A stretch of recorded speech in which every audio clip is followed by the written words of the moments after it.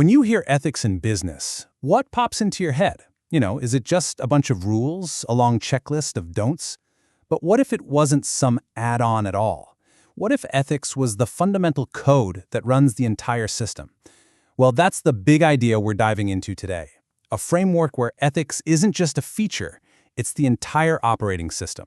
See, a lot of us are used to what you might call the peripheral model. That's where ethics is treated like an external hard drive you plug into your business, usually as an afterthought, or let's be honest, only when something's gone wrong.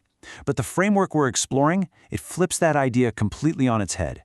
It gives us an operating system model, where ethics is the core system, and business is just the app running on top of it. It's a total game changer in how you look at things. So, here's the roadmap for our journey. We're going to start by digging into the architecture of this OS, this 8-principle blueprint. Then, we'll see how it builds from the inside out, from you to your interactions with others, and then expands to society as a whole. After that, we'll put it to the test with a real-world case study, before we finally land on the ultimate goal of it all, the pursuit of blessing. All right, let's get into the guts of this ethical OS. And the key thing to get here is that this isn't just a random list of virtues. No, it's a deeply integrated, interconnected framework for how commerce is supposed to work. And boom, here it is. This visual really lays it all out. You've got 8 principles, all connected, all orbiting this one central non-negotiable core, Tawheed, or divine unity. Now, this isn't just one idea among many. Think of it like the sun in a solar system. It's what gives light and gravity to everything else. You take that away and the other principles just float off as disconnected ideas. But with it, you get a coherent, powerful system. So where do you even start building a system like this? Well, it doesn't start with a contract or a transaction. It starts with the individual. You absolutely have to build it from the inside out. So before a single product gets sold, before any money changes hands, the system says, hold on, let's start with the spiritual core.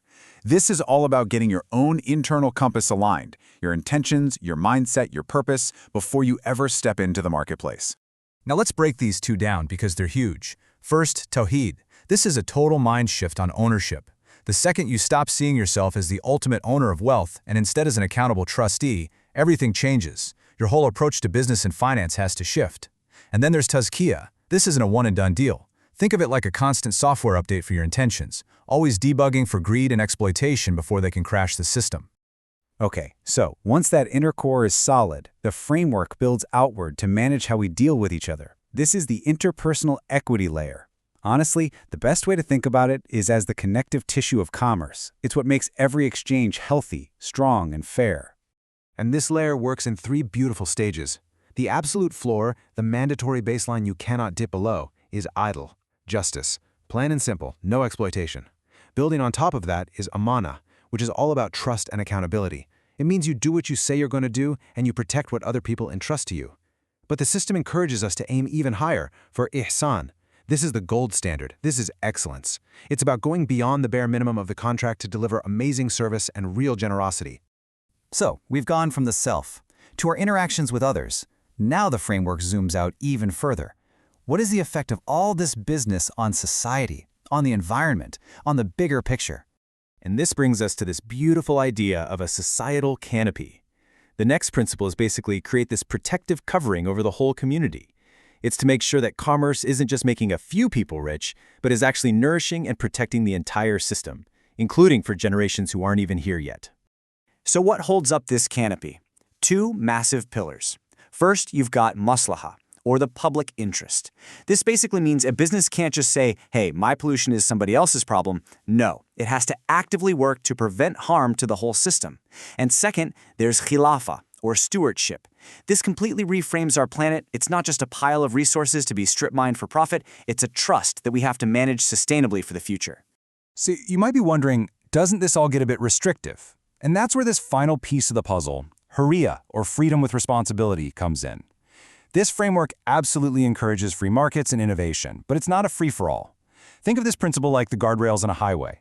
It makes sure that all that economic freedom stays on the road, guided by ethical choices and a solid commitment to do no harm. All right, so theory is one thing, but how does this actually work in the real world? Let's switch gears here and use this framework as a tool to diagnose a very modern, very real ethical mess. So let's take a look at this case, a scenario that, let's be honest, happens all the time. You have an investment platform. It knows that some of its products are super high risk, but it hides that information from everyday retail investors. Why? To keep the trading volume up and, of course, keep those fees rolling in. It's a clear ethical breach. Okay, let's put on our diagnostic hats for a second. Using these 8 principles that we've just covered, where exactly did things go wrong here? What broke? Right away, our framework gives us a crystal clear diagnosis. It all starts with a huge breach of amana. Trust was just completely betrayed. That directly leads to a breach of adl, or justice, because wealth is unfairly being moved from people who don't know to people who do. And the ripple effect? Well, that's a massive blow to maslaha, the public interest, because this kind of hidden risk makes the entire market unstable for everyone. But what's great is this isn't just about finding problems. It's about prescribing solutions. Step 1, you restore justice by forcing total transparency. Make those risks crystal clear. Step 2, you have to restructure the incentives so the platform wins when its customers win, not just by churning trades. And step 3, you start to rebuild that broken amana, that trust, with strict, independent audits. Okay, so we've seen how it's built and how it works in practice. But why? What's the end game here? It's not just about staying out of trouble or checking a compliance box. It's about going after something much, much bigger. And it all comes down to this one powerful word, barakah.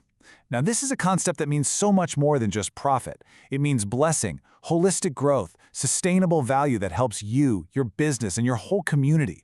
It's this incredible idea that when you operate ethically, the value you create isn't just more in quantity, it's actually better in quality, in every single way. So I want to leave you with this question to chew on. Because in the real world, the aggressive drive for profit is always going to clash with these ethical lines. This framework gives us a powerful way to look at that conflict. But the real challenge, for every single one of us, is figuring out how we're going to resolve it in our own work and in our own lives. That's the thought I'll leave you with.